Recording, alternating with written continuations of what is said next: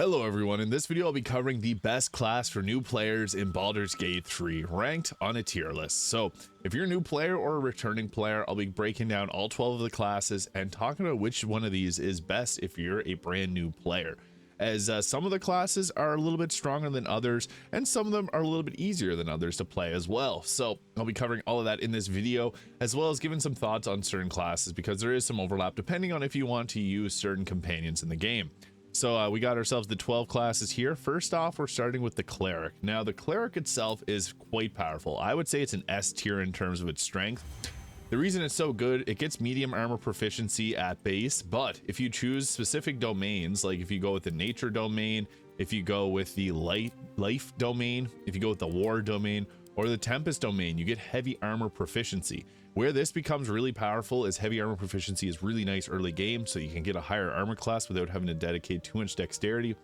The Cleric is great, but if you want to use Shadowheart in your party, who's the one of the #1 romance characters in the game, people love Shadowheart, you probably don't want two Clerics, but the best subclasses for this would be going with Tempest is probably the absolute best. This is a strong caster with lightning spells, and you get reactions, so if someone attacks you, you can deal lightning damage back to them.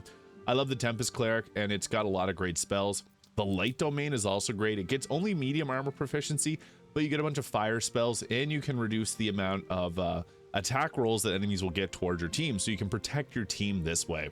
And the life domain, which is good for new players because you get some healing spells, and I mean, it's fun. In Baldur's Gate 3, you typically don't want to be healing too much in compared to dealing damage because the action economy actually rewards you for taking out enemies. So it can be a good one, especially for new players. I played Life Domain my first time around. I thought it was great, but Tempest and Light Domain are two of the best, with War Domain being a nice one too. But any one of these, great choice. Now, where does it sit on the tier list? I think the Cleric is definitely high up, just because it has a lot of survivability. It's got heals, it's got spells, you can even attack with it. I wouldn't put it in the S tier just because it does lack in certain areas. Like if you want to go full caster, you're better off doing a Sorcerer. If you want to do a full healer, I mean, it's probably the best, but no one really wants to go full healer. The best spell that you do get from the Cleric, there's two of them. There's Spirit Guardians at level 5, which gives you basically things that'll protect you and you can run around dealing damage with them. And then Planar Ally once you get to level 11. It's very, very strong. This could be somewhere between A and S tier. I'm just going to put in the A tier. Also, Shadowheart's a Cleric, so you're probably already going to be playing with a Cleric, so that's just something to keep in mind. You're likely already going to have one. Next, we got ourselves the, this is the Fighter. So the Fighter is a fun class, or a fun character to play because it's pretty basic. Now, it is very strong. I would say it's probably S tier in strength as well, having 3 great subclasses.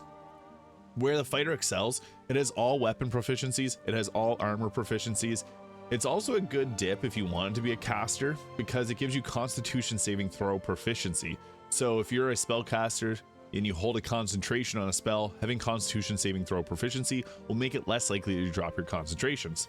So you can actually take 1 level of Fighter, 11 levels of like the Wizard, and you're going to have heavy armor proficiency and a better chance of holding your concentrations. But the Fighter in itself is a great class, and I would say it's probably one of the best. Now, it has 3 subclasses with the Battle Master, the Eldritch Knight, and the Champion. Battle Master and the Eldritch Knight are the 2 best, depending on what you want to do. The Battle Master is focused on just melee attacking. You get 3 attacks at level 11. It's really strong. And the Battle Master can also do a riposte, so if someone attacks you and misses, you can return an attack that's even stronger than your base attack. I would have to say that the Fighter is definitely S tier. I don't love playing Fighter because I think there's many other classes that are better and more enjoyable, but it's a good class. Lae'zel also starts as a fighter, so if you want to play with Lae'zel, she's going to be a fighter, but it's not a bad idea to have 2 fighters because you can actually go 1 Battle Master fighter and 1 Eldritch Knight. The Eldritch Knight is mostly focused on throwing their weapon because they can bind their weapon, and when they throw it, it comes back to their hand. So it can be a good one. I think the Fighter is really straightforward. Just go in, bonk, hit people, destroy them. Yeah, the Fighter gets 3 attacks. It's one of the most powerful classes. Next, we got ourselves the Monk. Now, I think the Monk is great, but it's a bit more complex. I think the Monk actually is the best single target damage in the game. So with the Monk, if you take the Monk to level 3, you get to choose your subclass. There's the Way of the 4 Elements Monk, not very strong. It's a caster Monk, and it doesn't do either job well. It's fun if you want to go that route, but the Shadow Monk is great because you can use this to teleport around. and it's a little bit more powerful in the way of the 4 elements. But the best build for the monk is actually the open hand monk. So the subclass open hand gives you a bunch of very powerful abilities. The monk can actually attack twice with a bonus action, and that's huge because you can add a bunch of extra damage riders to their attacks. Later on in the game, you'll get some things that are really crazy for the monk, and the monk's actually the strongest single target damage in the game. However, it is quite complex. The build you'd want to run with a monk is actually 9 levels of monk and 3 levels of the rogue thief, because that'll give you an extra bonus action. So it's actually very powerful that way, but I would have to say I'm probably going to put it in the B tier just because it does take a bit more knowledge to play it. In terms of strength, monk is S tier. It's the highest single target damage class in the game. But I don't think it's very friendly for new players that may not understand the mechanics of the game. You want to build around dexterity and strength, and its highest ability, or its strongest abilities, actually come from using strength potions, which not a lot of people will actually use. So it's better off on the second playthrough, I would say. Next, we got ourselves the rogue, and you actually get a rogue in the base game. Astarion, who's one of the most popular. The rogue is not very strong. I'll be honest with you guys. I like the rogue, but it's better off as a dip.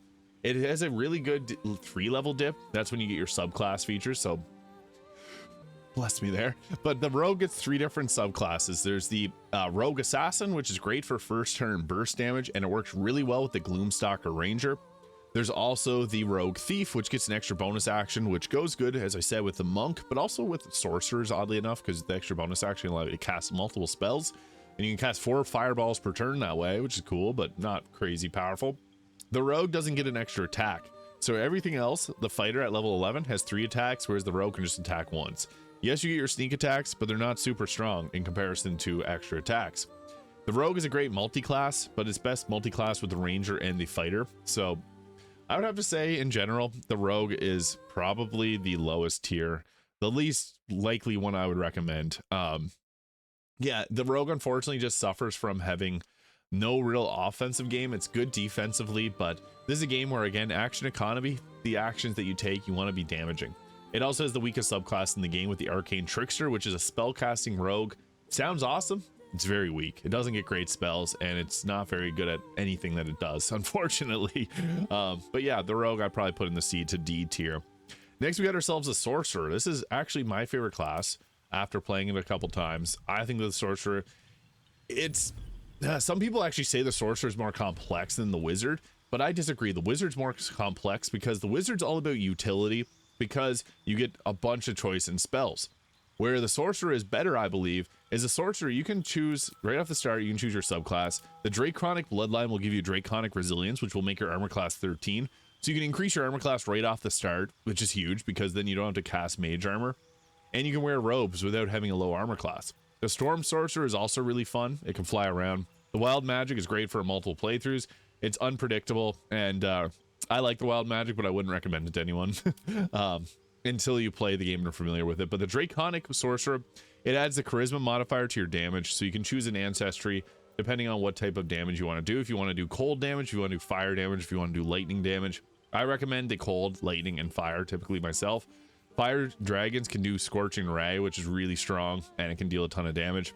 But where the Sorcerer really gets its biggest benefits, and why I think it's so strong, it doesn't have as good a spell slot selection as the Wizard, but it's less complex because you can cast a spell and then you can use your Quicken spell to bonus action cast another spell. So a Wizard could just drop 1 fireball on a turn. The Sorcerer can drop a fireball and drop a second fireball or a lightning bolt. And I'll let you guys in on a little secret. The Sorcerer has an ability to twin cast spells. Where this becomes strong is one of the best spells that you get in the game is called Haste, which gives you 2 actions, so you can cast 2 spells. The Sorcerer is the only character in the game that can twin this, so you can give yourself that extra action and give your fighter an extra action. So your fighter gets 3 attacks, it'll now have 6 attacks, and you can cast 2 spells and then cast your 3rd bonus action spell. So highest damage, yes, it's got great survivability. Some people may disagree, but I actually think that the Sorcerer is S tier. If you want to play as a caster, this is better than the Warlock or the Wizard for your first time around, just because it's going to be stronger. It's going to be able to add Charisma modifier to the damage. With the Draconic Sorcerer, this is the one I'd recommend. You get that extra armor class, and you get additional health points with the Draconic Resilience. Storm Sorcerer is great too because you can actually fly as a bonus action and not get opportunity attacks, so you're very mobile, and you get some of the most powerful spells in the game. But Draconic Bloodline is just so strong and highly recommended. You can also roleplay that you get your powers from a dragon. How cool is that? So Sorcerer is my choice for best class. Next, we got ourselves a Warlock, which is a little bit more complex because the way the Warlock works is you get your powers from a all-powerful patron. But your spells, actually, you only get a couple spell slots. You only get 2. They don't restore on long rests. Well, they do. You also restore them on short rests. So you only have 2 spell slots. A wizard, a sorcerer will have like 11, 12, even higher. So they can cast more spells. But the Warlock gets Eldritch Blast. This is where it gets most of its power from. It's also a decent multi-class, especially your first time around, because you can get it. The Warlock gets what's called Pact of the Blade. And with this, you can get 2 attacks from it. And if you're not playing on honor mode, that 2 attacks will stack with another class. So a popular one is the Paladin. Taking the Paladin, getting your extra attack at level 5, adding in a Warlock, and then at level 5 Warlock, you get a 3rd attack, which is faster than the fighter. However, you do mostly have to multi-class to get the most out of it because it won't get level 6 spells. So it's not going to get as strong as spells as a Sorcerer, a Wizard, or a Cleric, or even a Druid for that matter. But it has Eldritch Blast, which is the best cantrip in the game. Eldritch Blast will allow you to shoot 3 beams of energy, and you can push enemies back with them and deal a little extra damage. And it's force damage, the best damage type in the game. The Warlock, however, only gets those 2 spell slots till you hit level 11. That's when you get your 3rd spell slot. And it's not fun to short rest often to get your spells back, because sometimes in a fight you're going to use your 2 spells up and then you're screwed because you don't have another spell. Whereas a Sorcerer can continue Fireball, Fireball, Fireball. I like the Warlock, but I think it's best for multi-class, and I don't think it'd be great for a first-time player to go with. So I might put it probably in the B tier, somewhere around there. I like the Warlock, don't get me wrong. I just think it's a bit more complex and less powerful than the Sorcerer or the Cleric, and even for that matter, the Druid. So yeah, Warlock, great multi-classer, not so powerful because it doesn't get level 6 spells. Next, we got ourselves the Wizard. Now, the Wizard's an interesting one because it has 8 different subclasses. The Wizard's fun, but it does suffer from having too much choice. You can see here, you can choose 6 spells. They have a lot of spells. I'm using Mistress Spells mod, which is just a mod that adds more spells. And yes, it's a good class. The Wizard's not bad. It just has some builds that if you want to get the most out of it, you need to have a good knowledge of the game. Gale is a Wizard when you get him. I like to respec him to a Sorcerer, even though it doesn't feel right. But the Wizard has some of the strongest builds in the game. You can do an Abjuration Wizard and basically become invincible, which is nice because it'll block a lot of damage and return damage to the enemies. But it requires a lot of game knowledge to know how to do that. The Wizard at base, just casting 1 spell unless you're hasted. The Sorcerer does everything I think that the Wizard does, but a little bit better. Where the Wizard has benefits is it gets more spell selection, and you can swap out spells at any time. But what's cool about the Wizard is you can actually take 11 levels of the Sorcerer, which also has the Constitution saving throw proficiency I talked about with the Fighter. But you can take a single level of the Wizard and get access to all the Wizard spells because you're a full caster. So you can learn level 6 Globe of Invulnerability as a Wizard and use that whenever you want because it doesn't require your intelligence to be high, which is what the Wizard is based on. So yeah, the Wizard's pretty good, but I feel like it's a bit more complex in certain areas than other classes. So I might go somewhere around D tier. Yeah, I think it's an all right class, but a little bit complex compared to the others. Next, we got ourselves the Paladin. Now, the Paladin's pretty fun. The Paladin you play as kind of like good cop, bad cop type deal. You have your tenets and your oaths that you need to uphold. So there's the Oath of the Ancients, Oath of Devotion, and the Oath of Vengeance. Oath of Vengeance being the best one. You get the ability to add additional radiant damage and can daze targets with your attacks, which lets you set up anything like Hold Person, which is one of the best spells in the game. You also get Misty Step with the Vengeance Paladin at level 5, and Misty Step lets you teleport, so you can just literally get right in the face of the enemy and start attacking. The best thing about the Paladin is its Divine Smite, adding a 2d8 of radiant damage on top of your weapon attacks. So basically, this Paladin's all about using spell slots to do its smites. The Paladin also multi-classes really well with a variety of different classes, the Bard being my favorite, but it also multi-classes with the Sorcerer and the Warlock very well. So it's a strong one. It's mostly focused on weapon attacks. I played a Paladin in my first playthrough, and I don't regret it because it has a little bit of healing. It has a bunch of buffs for your teammates. You can give your teammates additional saving throws equal to your charisma modifier, so you can give like a +6 to their saving throws, meaning they're less likely to get hit by spells. I would say that the Paladin's probably an A tier. It does multi-class better than it plays itself, so it's, again, one of those ones that you might want to multi-class. The Bard being the best, 2 levels of Paladin, 10 levels of Bard, one of the best builds, 5 levels of Paladin, 7 levels of Warlock, or 6 and 6 with the Warlock is great. The Paladin also multi-class really well with the Sorcerer, so 5 and 7, or 6 and 6 with the Sorcerer. All of those are great builds. But next we got ourselves the Bard, which I actually think if you're a Bard fan, you're in luck. This is one of the most overpowered classes in the game. The reason why, the Sword Bard, which is its subclass, you get a level 3. There's a College of Valor, the College of Lore, and the College of Swords. The College of Swords is extremely strong because with it you can flourish, which allows you to attack 2 targets at once, and you can also bow flourish, so you can attack with your bow and hit the same target twice, or hit targets twice, or hit 2 different targets. And you get 2 attacks. You can actually do 4 bow attacks per turn, or 4 weapon attacks per turn, which is crazy. In addition to this, it's also a spellcaster, and it gets level 6 spells. The Bard is really great. If you do 10 levels of Bard, you get magical secrets, which allows you to pick any level 5 and below spell from any other character. So you can take Cone of Cold, one of my favorite spells, with the Bard. And then you can add in 2 levels of Paladin to get Divine Smite, and you got yourself a more powerful Paladin and a very powerful Bard all in one, because you can actually use your flourishes, which I talked about, to add Divine Smite damage to your attacks. The Bard is a S tier choice as well. It's also great for role playing because they have a ton of funny dialogue options in the game. The Bard is seriously so good. So the holy trinity of these 3 is probably some of the best. But next we got ourselves the Barbarian. Karlach is a Barbarian whenever you get her in the game. You get your Rage, which will give you additional 2 damage in your melee and improvised weapon attacks and throwing attacks. The Barbarian has 2 really strong builds. So there's a Berserker Barbarian, which is focused on throwing weapons. So if you like to throw enemies around or throw weapons, the Berserker Barbarian is fun. And there's the Wild Heart Barbarian. The Wild Heart, I would recommend the Bear Heart, which makes you resistant to all damage types except Psychic. So you take half damage. The Barbarian is a great tank. They do wear clothing. You can wear armor with them, but I would recommend just wearing clothing because you can add your Constitution modifier to your armor class. Constitution being one of the most important stats because it gives you more health, and it gives you armor class for the Barbarian. So you can be very tanky, and you can actually have a low armor class to draw the enemy's attacks towards you, but you'll resist them.